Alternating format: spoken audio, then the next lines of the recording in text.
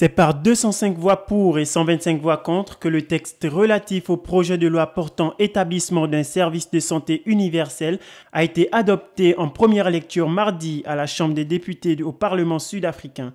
Cette réforme est sans doute la plus importante du mandat du président Ramaphosa puisque la majorité des Sud-Africains l'attendent avec impatience. Les débats n'ont pas été des plus faciles pour l'ANC, le parti dominant de la vie politique nationale depuis 1994. En effet, le principal parti d'opposition, l'Alliance démocratique, qui est fortement opposé à cette réforme, y voit une mesure inefficace qui aurait des effets néfastes sur un système de soins déjà surchargé et très défaillant. Elle craint par ailleurs que l'ANC, très souvent pointée du doigt pour des affaires de corruption et de détournement de fonds, ne dilapide cette manne financière.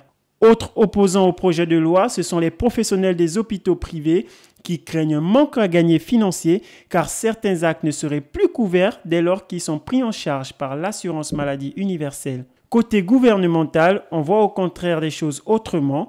L'objectif, selon les autorités, est d'apporter des solutions durables aux problèmes d'inégalité d'accès aux soins entre pauvres et riches, dans un système de santé parmi les plus discriminatoires et les plus chers au monde, et pour lequel seuls quelques privilégiés peuvent prétendre à des soins de qualité.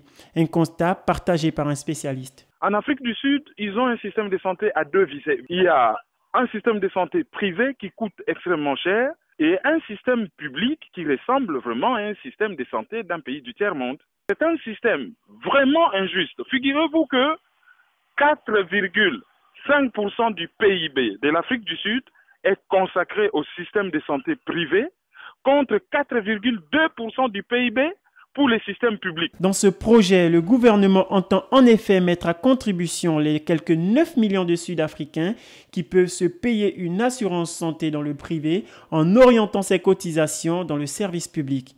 Il faut dire que ce projet de loi traîne dans les placards depuis 12 ans déjà et à un an des élections présidentielles, Cyril Ramaphosa entend certainement s'attirer les grâces des 84% des Sud-Africains favorables à cette mesure. Mais pour l'heure, la bataille est encore loin d'être gagnée puisque la navette parlementaire suit son cours.